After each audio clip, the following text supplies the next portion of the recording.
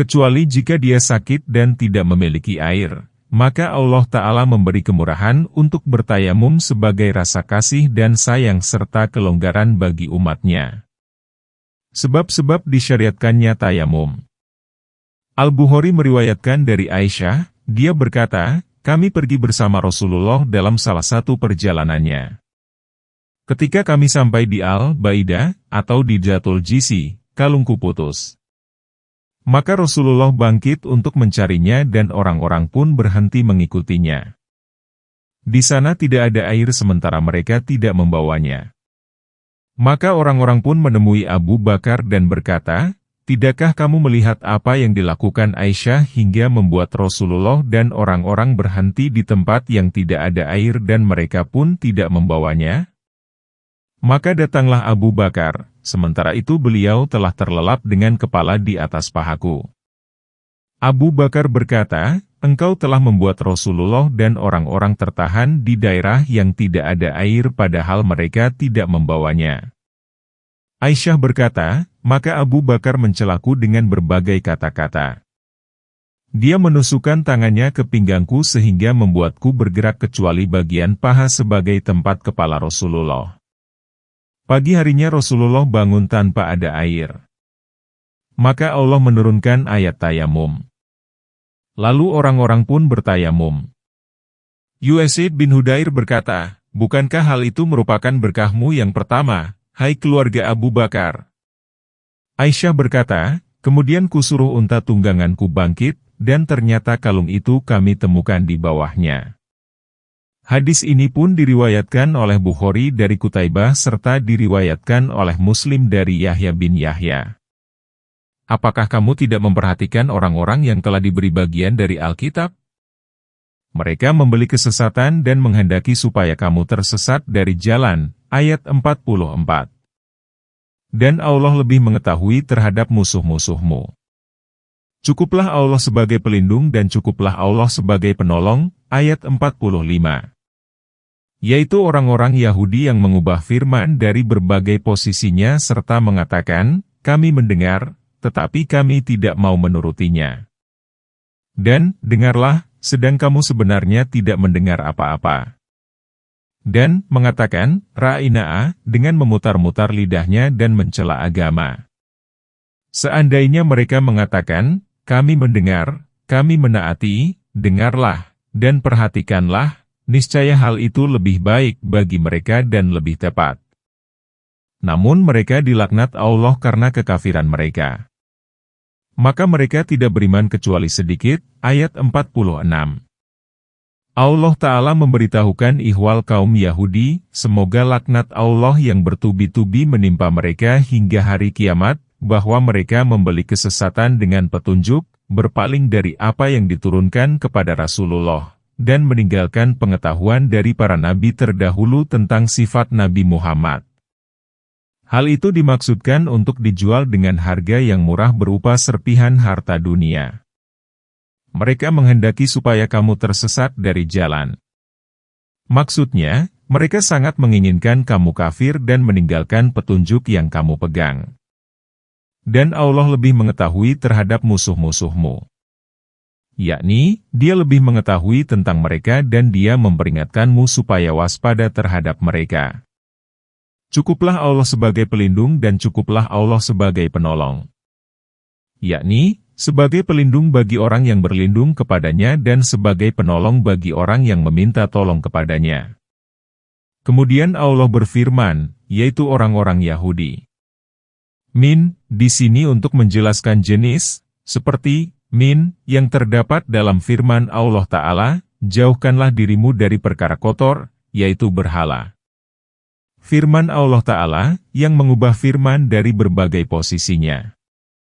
Maksudnya, mereka menakwilkannya bukan menurut yang seharusnya serta menafsirkannya bukan menurut maksud Allah Azza wa Jalla, artinya Allah yang maha mulia dan maha besar. Dan mereka mengatakan, kami mendengar.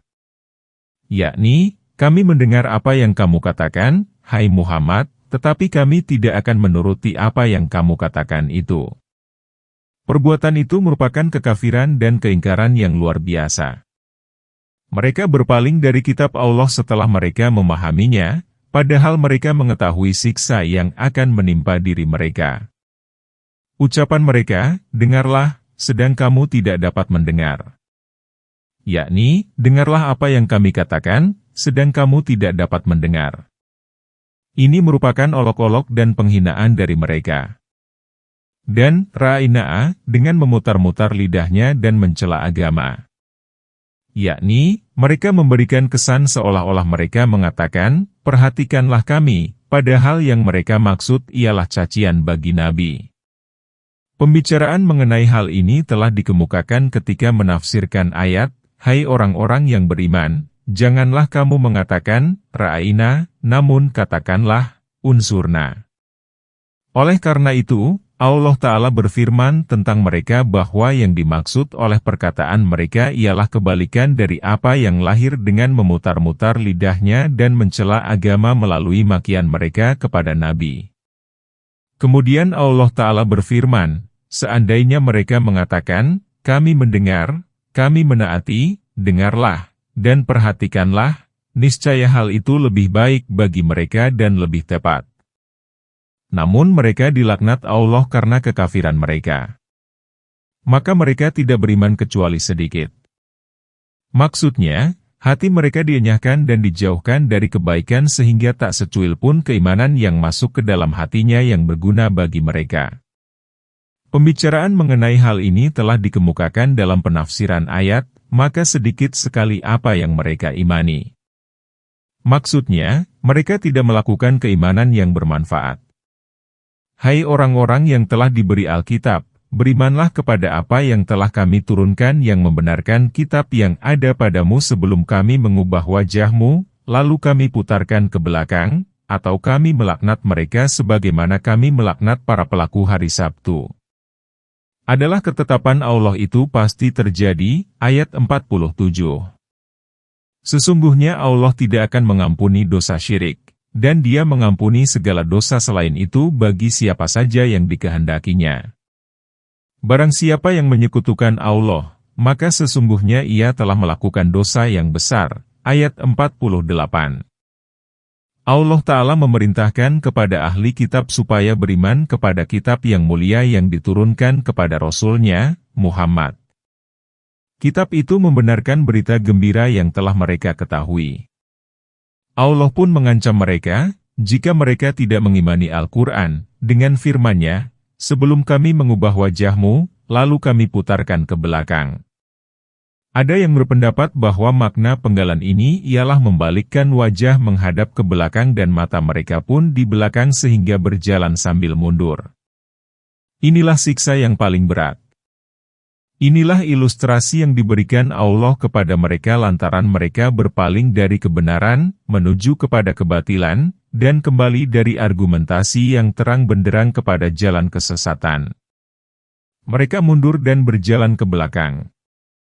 Diceritakan bahwa Ka'ab al-Ahbar masuk Islam setelah mendengar ayat ini. Ibnu Jarir meriwayatkan dari Isa bin Mughirah, dia berkata, kami menceritakan ihwal masuk Islamnya Ka'ab di dekat Ibrahim. Dia berkata, Ka'ab masuk Islam pada zaman Umar. Ketika dia hendak ke Baitul Maqdis, dia melewati Madinah. Maka Umar keluar untuk menemuinya, lalu berkata, hai Ka'ab, masuklah ke dalam agama Islam. Maka Ka'ab berkata, bukankah kalian mengatakan dalam kitab kalian, perumpamaan orang-orang yang dipikulkan kepadanya Taurat, kemudian mereka tiada memikulnya adalah seperti keledai yang membawa kitab-kitab yang tebal. Amatlah buruknya perumpamaan kaum yang mendustakan ayat-ayat Allah itu, surat Al-Jumu'ah, ayat 5. Dan saya telah memikul Taurat. Ibnu Jarir berkata, kemudian Umar meninggalkannya dan Ka'ab pun melanjutkan perjalanannya hingga tiba di Hamas. Dia mendengar salah seorang penduduknya membaca sebuah ayat dengan sedih. Dia membaca, hai orang-orang yang telah diberi Alkitab, berimanlah kepada apa yang telah kami turunkan yang membenarkan kitab yang ada padamu sebelum kami mengubah wajahmu, lalu kami putarkan ke belakang. Maka Ka'ab berkata, ya Tuhan, sekarang saya masuk Islam. Ka'ab khawatir akan mendapat musibah seperti yang dikemukakan ayat itu. Ka'ab pun kembali kepada keluarganya di Yaman. Setelah itu, dia datang ke Madinah bersama keluarganya dan memeluk Islam. Demikian pula riwayat senada diriwayatkan oleh Ibnu Abi Hatim dalam ungkapan yang berbeda dari jalan lain. Firman Allah Ta'ala, atau kami melaknat mereka sebagaimana kami melaknat para pelaku hari Sabtu. Yakni, orang-orang yang melampaui batas pada hari Sabtu dengan cara akal-akalan supaya dapat menangkap ikan. Mereka telah dialih rupakan menjadi kera dan babi. Kisah mereka secara memadai akan kami sajikan dalam surat Al-A'raf, insya Allah. Firman Allah Ta'ala, adalah ketetapan Allah itu pasti terjadi. Yakni, apabila Dia memerintahkan sesuatu maka tidak ada yang dapat membantah dan menolaknya. Kemudian Allah Ta'ala memberitahukan bahwa Dia tidak akan mengampuni orang yang menyekutukannya. Yakni, Dia tidak akan mengampuni seorang hamba yang menjumpainya dalam keadaan menyekutukannya, Dia akan mengampuni dosa-dosa selain syirik dari hamba-hamba yang dikehendakinya. Ada sejumlah hadis yang berkaitan dengan ayat yang mulia ini, di antaranya ialah 1. Al-Hafiz Abu Bakar Al-Bazzar meriwayatkan dalam musnadnya dari Anas bin Malik, dari Nabi, kezaliman itu ada 3, kezaliman yang tidak diampuni Allah, kezaliman yang diampuni Allah, dan kezaliman yang tidak ditinggalkannya sedikit pun. Adapun kezaliman yang tidak akan diampuni Allah ialah syirik. Allah berfirman, sesungguhnya syirik itu merupakan kezaliman yang besar. Kezaliman yang diampuni Allah ialah kezaliman hamba terhadap dirinya sendiri dalam hal yang menyangkut hubungan antara mereka dengan Tuhannya. Adapun kezaliman yang tidak akan ditinggalkannya adalah kezaliman hamba yang satu terhadap yang lain hingga dituntaskan untuk yang lain dari yang lain. 2. Imam Ahmad meriwayatkan dari Abu Dzar, dia berkata, Rasulullah bersabda, tidak ada hamba yang mengucapkan, tidak ada Tuhan melainkan Allah, kemudian dia meninggal dengan meyakini bacaan itu kecuali dia masuk surga. Saya berkata, walaupun dia berzina dan mencuri? Nabi menjawab, walaupun dia berzina dan mencuri. Saya berkata, walaupun dia berzina dan mencuri?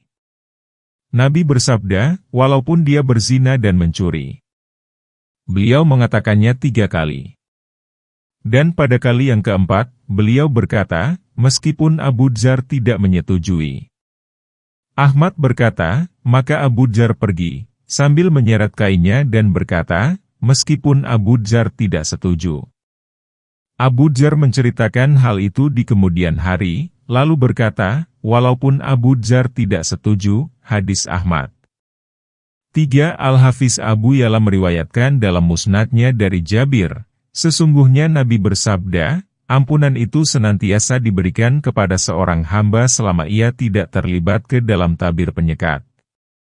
Nabi ditanya, wahai Nabi Allah, apakah tabir penyekat itu? Beliau bersabda, menyekutukan Allah. Tiada seorang yang menemui Allah tanpa menyekutukannya sedikit pun melainkan halal baginya ampunan dari Allah Ta'ala. Jika dia berkehendak dia akan mengazabnya, dan jika dia berkehendak dia akan mengampuninya. Kemudian Nabi membaca ayat, sesungguhnya Allah tidak akan mengampuni dosa syirik dan dia akan mengampuni dosa selain itu bagi orang yang dikehendakinya.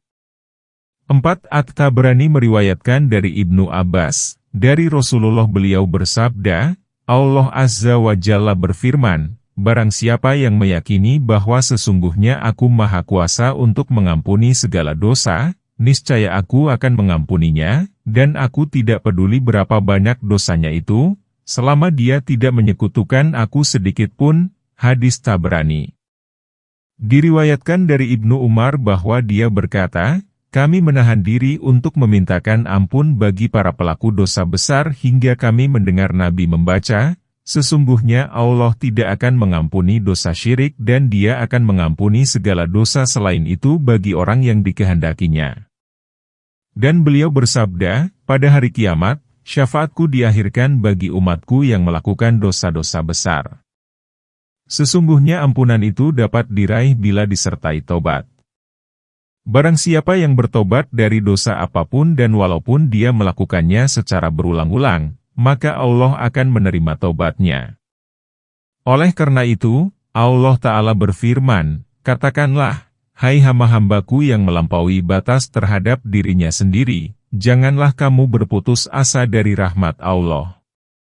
Sesungguhnya Allah mengampuni dosa-dosa semuanya." Surat Az-Zumar, ayat 53. Yakni dengan syarat bertobat. Firman Allah Ta'ala, "Barang siapa yang menyekutukan Allah, maka sesungguhnya ia telah melakukan dosa yang besar," adalah seperti firman-Nya yang lain, sesungguhnya syirik itu benar-benar merupakan kezaliman. Dalam Sahihain ditegaskan dari Ibnu Mas'ud bahwa dia berkata, "Saya bertanya, wahai Rasulullah, dosa apakah yang paling besar?" Beliau bersabda, "Jika kamu menjadikan tandingan bagi Allah, padahal Dialah yang menciptakan kamu." Ibnu Mas'ud menceritakan hadis itu hingga tuntas. Ibnu Mardawi meriwayatkan dari Imran bin Hishin, "Sesungguhnya Rasulullah bersabda, saya akan menginformasikan kepadamu dosa yang paling besar. Ia adalah syirik." Kemudian beliau membaca ayat, "Barang siapa yang menyekutukan Allah, maka sesungguhnya ia telah melakukan dosa yang besar, dan menyakiti kedua orang tua." Lalu beliau membaca ayat, "Supaya kamu bersyukur kepadaku dan kepada kedua orang tuamu, dan kepada akulah tempat kamu kembali." Apakah kamu tidak memperhatikan orang-orang yang memandang dirinya suci? Bukan mereka, tetapi Allah lah yang menyucikan orang yang dikehendakinya. Dan mereka tidak dianiaya sedikit pun, ayat 49. Perhatikanlah bagaimana mereka mengada-adakan dusta kepada Allah. Cukuplah perbuatan itu sebagai dosa yang nyata, ayat 50. Apakah kamu tidak memperhatikan orang-orang yang diberi bagian dari Alkitab? Mereka percaya kepada jibti dan tagut serta mereka mengatakan kepada orang-orang kafir bahwa jalan mereka itu lebih baik daripada jalan orang-orang yang beriman, ayat 51. Mereka itulah orang-orang yang dilaknat oleh Allah. Barang siapa yang dilaknat Allah, maka sekali-kali kamu tidak akan mendapatkan penolong baginya, ayat 52. Al-Hasan dan Qatadah mengatakan bahwa ayat, "Apakah kamu tidak memperhatikan orang-orang yang memandang dirinya suci," diturunkan berkenaan dengan kaum Yahudi dan Nasrani tatkala mereka mengatakan, "Kami adalah anak-anak Allah dan para kekasihnya." Tidak akan masuk surga kecuali orang yang beragama Yahudi dan Nasrani. Meskipun ayat ini diturunkan bagi kaum Yahudi dan Nasrani, ayat ini juga berlaku bagi setiap orang yang memuji dan memandang suci terhadap dirinya atau orang lain. Ayat itu mencela perbuatan memuji-muji dan memandang diri suci. Dalam Sahih Muslim diriwayatkan dari Miqdad bin Al-Aswad, dia berkata, "Rasulullah memerintahkan agar kami melemparkan tanah ke wajah orang-orang yang suka memuji-muji orang lain." Hadis Muslim. Dalam Sahihain ditegaskan dari Abu Bakar, sesungguhnya Rasulullah mendengar seseorang memuji-muji orang lain, maka beliau bersabda, "Celakalah kamu. Kamu telah mematahkan leher saudaramu sendiri." Kemudian beliau bersabda, "Jika seseorang memuji temannya yang tidak layak dipuji, maka katakanlah kepada yang memuji, hentikan pujian itu." Tidak ada seorang pun yang dapat memandang orang lain suci selain Allah. Imam Ahmad meriwayatkan dari Ma'bad al-Juhni, dia berkata, adalah Muawiyah jarang sekali menceritakan perihal sabda Nabi, dan kelangkaannya itu nyaris membuatnya tidak menuturkan kata-kata pada saat khutbah Jumat berupa sabda Nabi, "Barang siapa yang dikehendaki oleh Allah untuk menjadi baik, maka dia memahamkannya dalam agama. Sesungguhnya harta kekayaan ini manis dan hijau. Barang siapa yang mengambilnya menurut haknya, maka harta itu diberkatinya. Jauhkanlah dirimu dari memuji-muji diri karena ia dapat membunuhmu." Pembicaraan mengenai tercelanya memuji-muji dan memandang diri suci akan disajikan dalam penafsiran surat An-Najm, ayat 32 yang berbunyi, "Maka janganlah kamu memandang dirimu suci. Dialah yang lebih mengetahui siapa yang bertakwa." Oleh karena itu, Allah Ta'ala berfirman, bukan mereka, tetapi Allah lah yang menyucikan orang yang dikehendakinya. Yakni, sumber penyucian adalah Allah Azza wa Jalla. Karena Dia lebih mengetahui berbagai hakikat perkara dan kesamarannya. Kemudian Allah Ta'ala berfirman, dan mereka tidak dianiaya sedikit pun, walau sebesar serat yang ada dalam biji kurma, atau serat benang yang menempel di tanganmu ketika menganyam. Firman Allah Ta'ala, perhatikanlah bagaimana mereka mengada-adakan dusta kepada Allah, yang terdapat dalam tindakan kaum Yahudi dan Nasrani dalam memandang diri mereka sebagai orang suci, dalam pengakuan mereka sebagai anak-anak dan kekasih Allah, dan dalam ucapan mereka, sekali-kali tidak akan masuk surga kecuali orang yang beragama Yahudi atau Nasrani, juga dalam ucapan mereka yang lain, sekali-kali api itu tidak akan menyentuh kami kecuali hanya beberapa hari belaka, serta dalam penyandaran mereka terhadap amal-amal saleh nenek moyang mereka. Sesungguhnya Allah telah menetapkan bahwa amal ayah tidak dapat menebus kesalahan anak sedikit pun, yaitu dalam firman-Nya, itulah umat yang telah lalu. Baginya apa yang telah dia upayakan dan bagimu apa yang kamu upayakan. Kemudian Allah berfirman, cukuplah perbuatan itu sebagai dosa yang nyata, yakni cukuplah perbuatan mereka itu sebagai dusta dan perbuatan mengada-ada yang nyata. Firman Allah, apakah kamu tidak memperhatikan orang-orang yang diberi bagian dari Alkitab? Mereka percaya kepada jibti dan tagut. Istilah jibt dapat berarti berhala, dukun, tukang sihir, dan semacamnya. Dalam sebuah hadis dikatakan, sesungguhnya astrologi, ramalan berdasarkan perilaku burung, dan ramalan melalui garis yang menggurat di tanah merupakan jibt.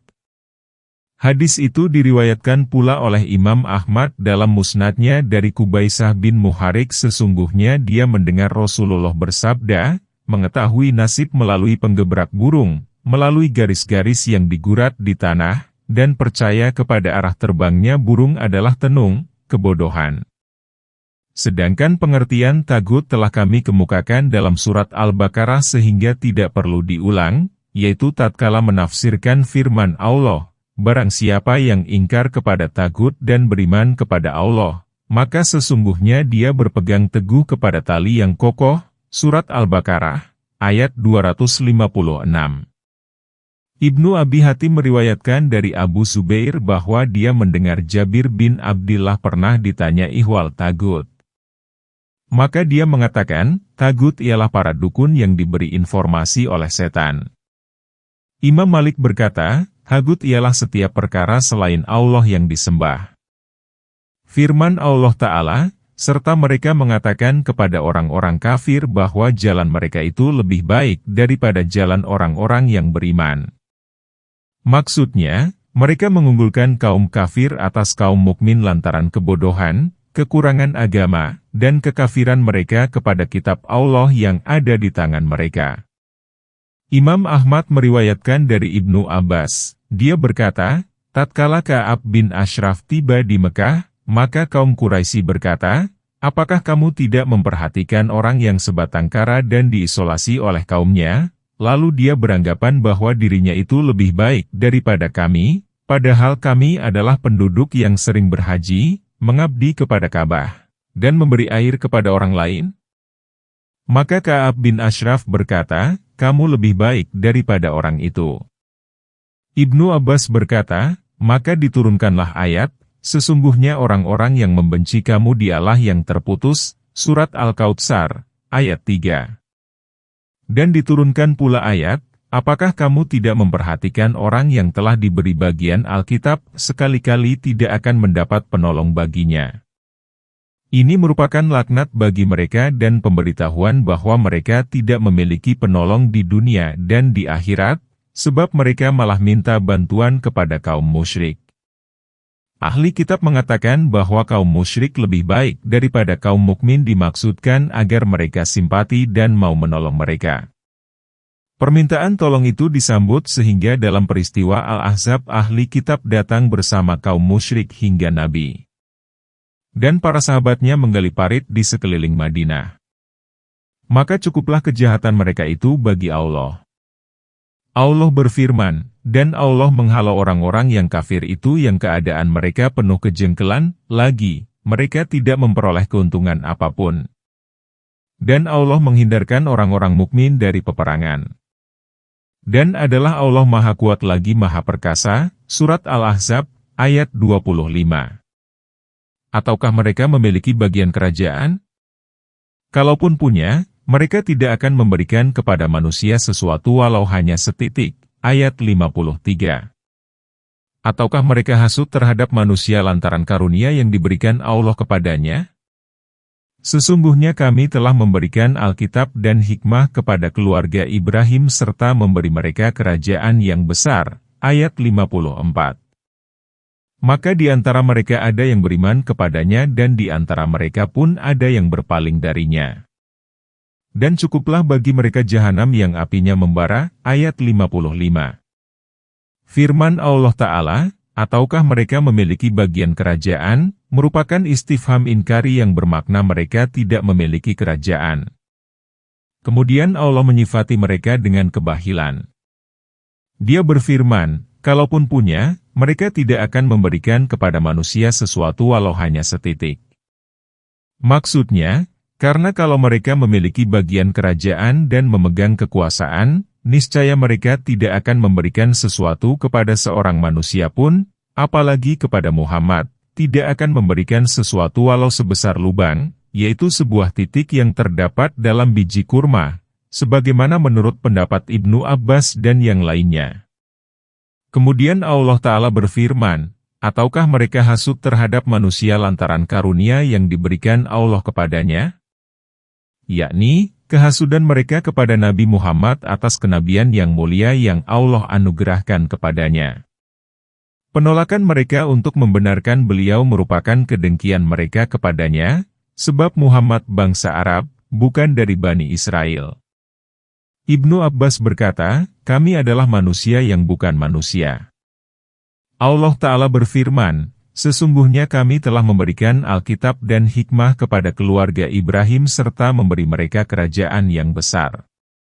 Maksudnya, sesungguhnya kami telah memberikan kenabian kepada Bani Israel yang merupakan keturunan Ibrahim, dan kami pun telah menurunkan kepada mereka kitab-kitab dan mereka dapat menetapkan keputusan kepada manusia melalui sunnah-sunnah, yaitu hikmah, serta kami telah menjadikan sebagian mereka sebagai raja. Meskipun demikian, di antara mereka ada yang beriman kepadanya dan di antara mereka juga ada yang berpaling dan memalingkan manusia dari keimanan kepada para nabinya, padahal mereka satu ras juga. Maka, bagaimana mungkin mereka akan beriman kepadamu, sedangkan kamu bukan berasal dari ras Bani Israel? Dan cukuplah bagi mereka jahanam yang apinya membara. Yakni, cukuplah dengan api neraka sebagai hukuman atas kekafiran, keingkaran, dan penentangan mereka terhadap kitab-kitab Allah dan para Rasul-Nya. Sesungguhnya orang-orang yang kafir kepada ayat-ayat kami, kelak kami akan masukkan mereka ke dalam neraka. Setiap kali kulit mereka hangus, maka kami ganti kulit mereka dengan yang baru agar mereka merasakan azab itu. Sesungguhnya Allah adalah Maha Perkasa lagi Maha Bijaksana. Ayat 56. Dan orang-orang yang beriman dan beramal saleh, kelak kami akan memasukkan mereka ke dalam surga yang di bawahnya mengalir sungai-sungai, sedang mereka kekal di dalamnya, bagi mereka istri-istri yang suci, dan kami akan memasukkan mereka di bawah naungan yang nyaman. Ayat 57. Allah Ta'ala memberitahukan ihwal hukuman yang akan diterapkan dalam neraka jahanam kepada orang yang kafir kepada ayat-ayatnya dan berpaling dari seruan para Rasul-Nya. Dia berfirman, sesungguhnya orang-orang yang kafir kepada ayat-ayat kami. Maksudnya, kami akan memasukkan mereka ke dalam neraka dengan sempurna, sehingga tidak ada sezarah pun dari bagian tubuhnya yang terkecuali, sedang hukuman dan siksaan itu kekal dan abadi. Maka Allah berfirman, setiap kali kulit mereka hangus, maka kami ganti kulit mereka dengan yang baru agar mereka merasakan azab itu. Al-Masih meriwayatkan dari Ibnu Umar, jika kulit mereka telah terbakar, maka diganti dengan kulit lain yang putih seperti kertas. Ibnu Abi Hatim meriwayatkan, seseorang membaca ayat ini di dekat Umar. Maka Umar berkata, ulangilah ayat itu untukku.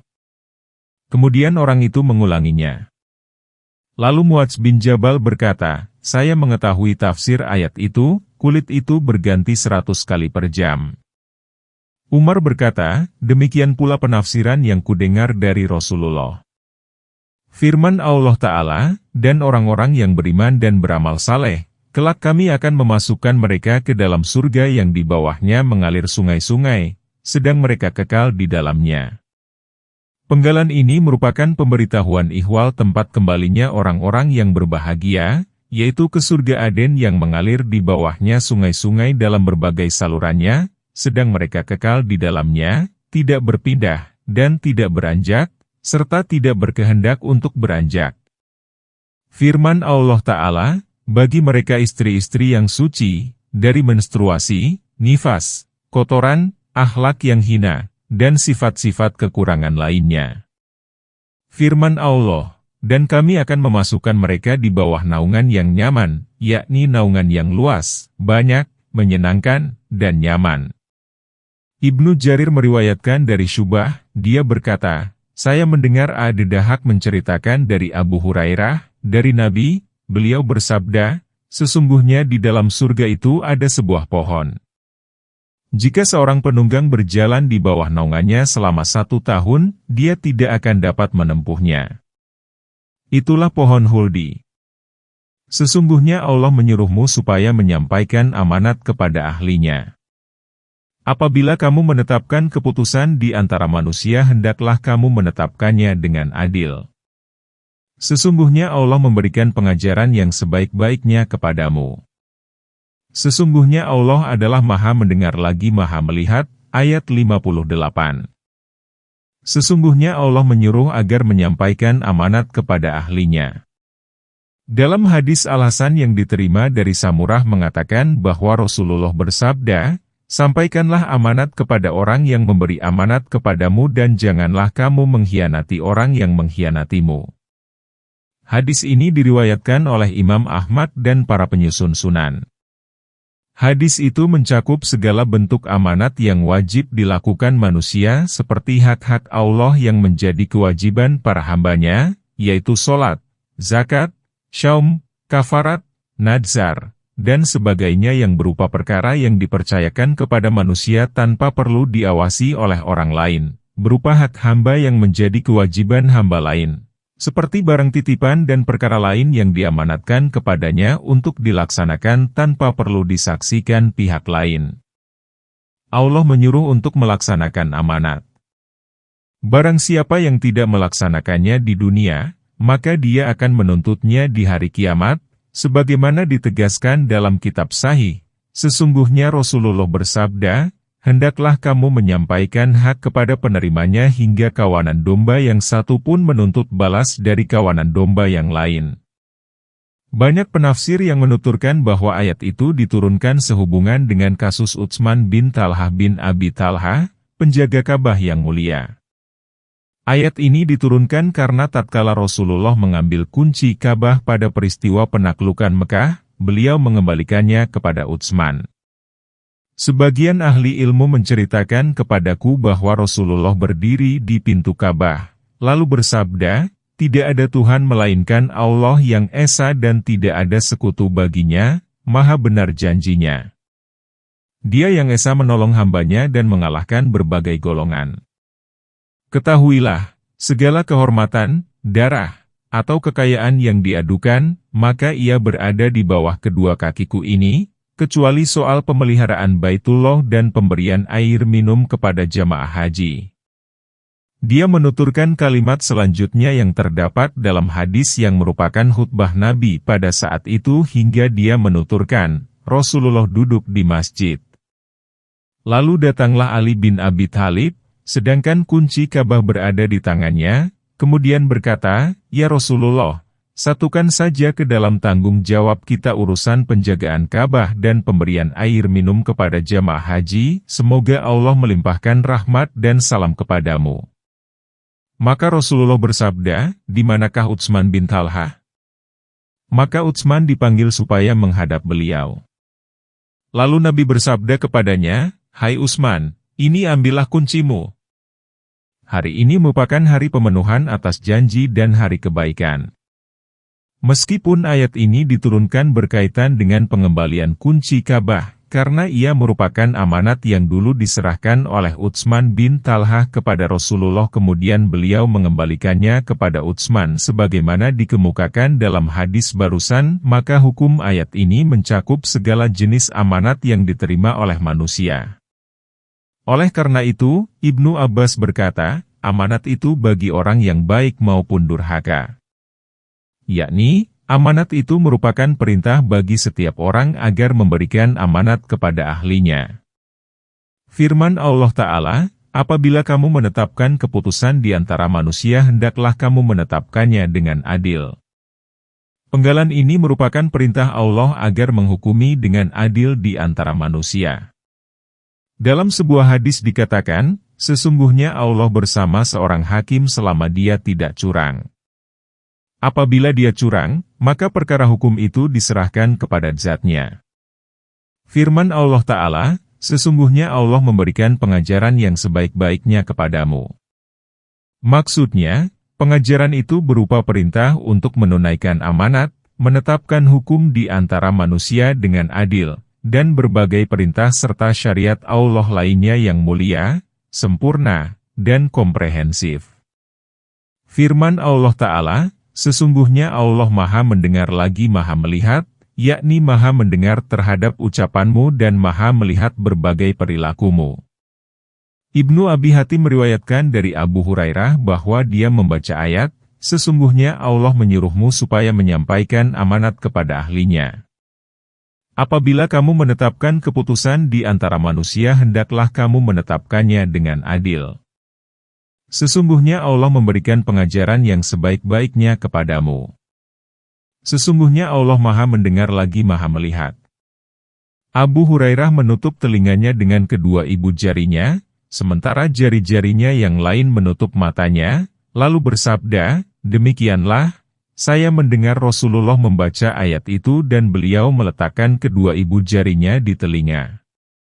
Hadis ini diriwayatkan oleh Abu Daud, Ibnu Hibban dalam Sahihnya, Al-Hakim dalam Mustadraknya, Ibnu Mardawi dalam tafsirnya, dan Abu Yunus yang merupakan budak Abu Hurairah yang nama sebenarnya adalah Salim bin Jubair.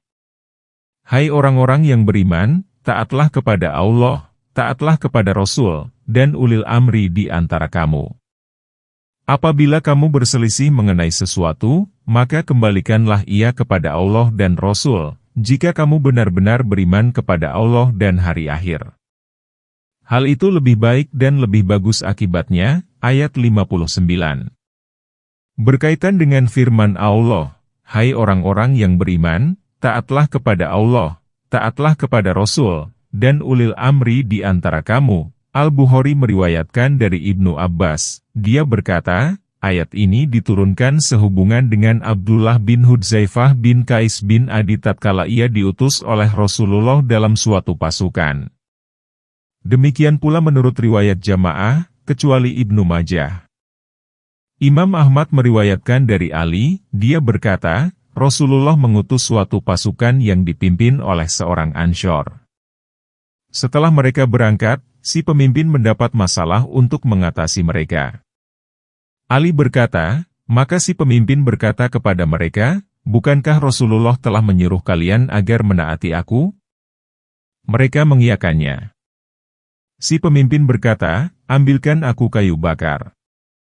Kemudian si pemimpin meminta api dan menyalakan kayu bakar, lalu berkata, aku menginstruksikan kepada kalian agar masuk ke dalam api itu. Ali berkata, ada seorang pemuda berkata kepada yang lain, sungguh, kamu harus berlari dari api itu dan menghadap Rasulullah. Janganlah kamu tergesa-gesa memutuskan sebelum kamu bertemu dengan Rasulullah. Jika beliau menyuruhmu untuk memasuki api, maka masukilah. Ali berkata, maka mereka pun kembali kepada Rasulullah seraya memberitahukan kejadian itu kepada beliau. Maka beliau bersabda, apabila kalian memasukinya, niscaya kalian tidak akan pernah dapat keluar lagi untuk selamanya. Sesungguhnya ketaatan itu hanya menyangkut artinya kebaikan. Hadis itu dikemukakan dalam Sahihain dari hadis Al-Masih. Abu Daud meriwayatkannya dari Abdullah bin Umar, dari Rasulullah, beliau bersabda, seorang muslim wajib mendengar dan taat kepada penguasa terhadap segala sesuatu yang dia sukai maupun tidak dia sukai selama tidak diperintah untuk bermaksiat. Jika diperintah untuk bermaksiat, maka tiada lagi mendengar dan taat. Hadis Bukhari dan Muslim. Al-Bukhari meriwayatkan dari Anas bahwa Rasulullah bersabda, dengarlah dan taatlah kepada penguasa meskipun kamu diperintah oleh budak Habsyi yang rambutnya bagaikan kismis. Hadis Bukhari.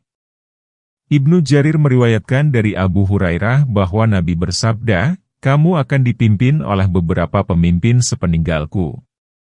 Kamu akan dipimpin oleh orang bajik dengan kebajikannya dan oleh orang bejat dengan kebejatannya. Dengar dan taatilah segala perkara yang sesuai dengan kebenaran. Sholatlah di belakang mereka. Jika mereka baik, maka kebaikannya bagimu dan bagi mereka, jika mereka buruk, maka kebaikannya untuk kamu dan keburukannya bagi mereka. Ibnu Abbas berkata, Rasulullah bersabda, barang siapa melihat pada pemimpinnya sesuatu yang tidak disukainya, jangan ia melawan. Karena tidak ada seorang pun yang memisahkan diri dari jamaah walaupun hanya sejengkal, kemudian dia mati karena melawan, maka matinya itu tiada lain secara jahiliyah. Hadis Bukhari dan Muslim. Firman Allah, dan kepada ulil amri di antara kamu. Ada yang berpendapat bahwa yang dimaksud dengan ulil amri ialah para pemimpin dan ada pula yang mengatakan bahwa mereka adalah para ulama. Yang jelas, dan Allah lebih mengetahui, ayat itu mencakup setiap ulil amri, baik dari kalangan ulama maupun umara. Dalam hadis sahih yang disepakati kesahihannya yang diterima dari Abu Hurairah, dari Rasulullah bahwa beliau bersabda, barang siapa menaatiku, maka dia menaati Allah. Barang siapa mendurhakaiku, maka dia mendurhakai Allah. Barang siapa menaati amirku, berarti dia menaati aku. Barang siapa yang mendurhakai amirku, berarti dia mendurhakai aku. Pernyataan ini merupakan perintah menaati ulama dan umara. Oleh karena itu, Allah Ta'ala berfirman, taatlah kepada Allah, yakni ikutilah kitabnya, dan taatlah kepada Rasul, yakni pegang teguhlah sunnahnya, dan kepada ulil amri di antara kamu, yakni terhadap ketaatan yang mereka perintahkan kepadamu, berupa ketaatan kepada Allah bukan ketaatan terhadap kemaksiatan terhadapnya, sebab tiada ketaatan bagi makhluk yang merupakan kemaksiatan kepada Khalik, sebagaimana telah dikemukakan dalam hadis tadi, karena ketaatan itu hanyalah pada perkara kema'rufan. Firman Allah Ta'ala, apabila kamu berselisih mengenai sesuatu, maka kembalikanlah ia kepada Allah dan Rasul, maksudnya kepada Alkitab dan As-Sunnah. Ini merupakan perintah Allah Ta'ala bahwa segala perkara yang diperselisihkan oleh manusia baik berupa pokok-pokok agama maupun perkara furu, hendaknya perselisihan itu dikembalikan kepada kitab dan sunnah. Allah Ta'ala berfirman, perkara apa saja yang kamu perselisihkan, maka ketetapannya dikembalikan kepada Allah. Apapun yang ditetapkan oleh Alkitab dan Sunnah serta keduanya membuktikan kesahihan perkara itu, maka itulah kebenaran, tiada perkara setelah kebenaran kecuali kesesatan. Oleh karena itu, Allah berfirman, jika kamu beriman kepada Allah dan hari akhir. Artinya, kembalikanlah pertengkaran dan kebodohan itu kepada kitab Allah dan sunnah Rasul-Nya. Berhakimlah kepada kedua hal itu mengenai persoalan yang kamu perselisihkan. Ayat ini mengandung dalil bahwa barang siapa yang tidak berhakim kepada kitab dan sunnah dalam perkara yang diperselisihkan dan tidak merujuk kepada keduanya, maka dia bukanlah seorang yang beriman kepada Allah dan hari akhir. Firman Allah Ta'ala, hal itu lebih baik, yakni berhakim kepada kitab Allah dan sunnah Rasul serta merujuk kepada keduanya dalam memecahkan perselisihan adalah baik, dan lebih bagus akibatnya, kesudahannya, dan balasannya. Apakah kamu tidak memperhatikan orang-orang yang menyangka bahwa mereka telah beriman kepada apa yang diturunkan kepadamu dan kepada apa yang diturunkan sebelum kamu? Mereka hendak berhakim kepada tagut, padahal mereka telah diperintahkan supaya mengingkarinya. Setan hendak menyesatkan mereka dengan penyesatan yang sejauh-jauhnya, ayat 60. Dan apabila dikatakan kepada mereka, marilah merujuk kepada apa yang diturunkan Allah dan kepada Rasul-Nya, niscaya kamu melihat orang-orang munafik itu berpaling darimu dengan sekuat-kuatnya, ayat 61. Maka bagaimana urusannya jika mereka ditimpa musibah lantaran apa yang telah mereka lakukan, kemudian mereka datang kepadamu sambil bersumpah, demi Allah, kami tidak bermaksud kecuali untuk kebaikan dan perdamaian, ayat 62. Mereka itulah orang-orang yang diketahui oleh Allah apa yang ada dalam hatinya. Berpalinglah kamu dari mereka, nasihatilah mereka, dan katakanlah kepada mereka suatu ungkapan yang menyentuh diri mereka, ayat 63. Ini merupakan pengingkaran Allah terhadap orang yang mengaku beriman kepada apa yang diturunkan Allah kepada Rasul-Nya dan kepada para nabi yang mendahului nabi kita. Walaupun pengakuannya demikian, mereka tetap berhakim kepada selain kitab dan sunnah. Demikian pula, ayat ini mencela orang yang berpindah dari hukum Allah dan Rasul-Nya kepada kebatilan selain keduanya, kebatilan itulah yang disebut tagut di sini. Oleh karena itu, Allah Ta'ala berfirman, mereka hendak berhakim kepada tagut. Firman Allah, orang-orang munafik itu berpaling darimu dengan sekuat-kuatnya. Yakni, mereka berpaling darimu dengan sejauh-jauhnya sebagaimana layaknya orang congkak. Hal ini seperti firman Allah tentang kaum musyrik, dan apabila dikatakan kepada mereka, ikutilah apa yang diturunkan Allah. Mereka berkata, tidak mau, tetapi kami akan mengikuti apa yang kami temui dari nenek moyang kami. Kemudian Allah berfirman untuk mencela kaum munafik, maka bagaimana urusannya jika mereka ditimpa musibah lantaran apa yang telah mereka lakukan? Maksudnya, bagaimana jika mereka digiring oleh takdir untuk menuju musibah yang menimpa mereka lantaran dosa-dosa mereka dan hal itu membuat mereka datang kepadamu dan berdalih, kemudian mereka datang kepadamu sambil bersumpah, demi Allah, kami tidak bermaksud kecuali untuk kebaikan dan perdamaian. Yakni, mereka beralasan kepadamu dan bersumpah, kepergian kami kepada selainmu tiada lain kecuali untuk variasi dan pura-pura saja, tanpa meyakini kesahihan hukum itu. Kemudian Allah berfirman, mereka itulah orang-orang yang diketahui oleh Allah apa yang ada dalam hati mereka. Jenis manusia ini ialah kaum munafik. Allah mengetahui apa yang ada dalam hati mereka dan Dia akan membalas mereka karenanya. Tidak ada satu kesamaran pun yang tersamar baginya. Maka cukuplah Dia, hai Muhammad, untuk mengetahui mereka, karena Dia maha mengetahui lahiriah dan batiniah mereka. Oleh karena itu Allah berfirman, berpalinglah kamu dari mereka, yakni janganlah kamu mengasari mereka karena apa yang ada dalam hati mereka, nasihatilah mereka, dan laranglah mereka dari kemunafikan dan rahasia jahat yang ada dalam hati mereka, dan katakanlah kepada mereka suatu ungkapan yang menyentuh diri mereka, yakni nasihatilah ihwal hubungan antara kamu dengan mereka dengan ungkapan yang menyentuh dan membuat mereka menghentikan kesalahan. Dan tidaklah kami mengutus seorang Rasul melainkan supaya ditaati dengan izin Allah. Seandainya mereka datang kepadamu, tatkala menzalimi dirinya sendiri, lalu memohon ampun kepada Allah dan Rasul pun memohonkan ampun untuk mereka, niscaya mereka mendapatkan Allah itu maha penerima tobat lagi maha penyayang, ayat 64.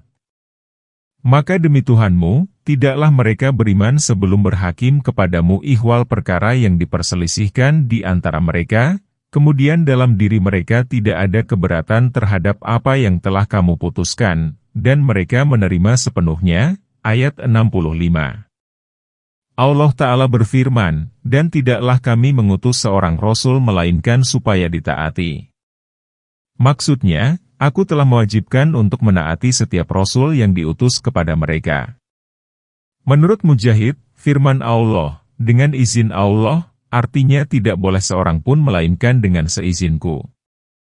Yakni, tidak boleh ditaati kecuali orang yang telah kusetujui untuk ditaati. Hal ini seperti firman Allah, dan sesungguhnya Allah telah memenuhi janjinya kepada kamu ketika kamu membunuh mereka dengan izinnya, yakni menurut perintah, ketetapan, kehendak, dan perintahnya atasmu. Firman Allah, seandainya mereka datang kepadamu, tatkala menzalimi dirinya sendiri, lalu memohon ampun kepada Allah, dan Rasul pun memohonkan ampun untuk mereka. Allah Ta'ala membimbing kaum durhaka dan yang berdosa, jika ada di antara mereka yang melakukan kesalahan dan kemaksiatan, hendaklah mereka datang kepada Rasulullah lalu memohon ampun kepada Allah di dekat beliau serta meminta untuk memintakan ampun bagi mereka. Jika mereka melakukan hal itu, niscaya Allah akan mengasihi dan mengampuni mereka. Oleh karena itu, Allah berfirman, niscaya mereka mendapatkan Allah itu Maha Penerima Tobat lagi Maha Penyayang.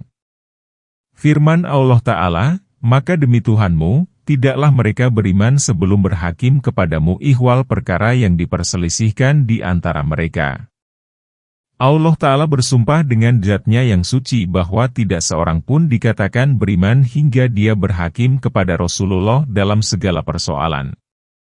Apa saja yang diputuskannya, maka itulah kebenaran yang wajib diikuti secara lahir maupun batin.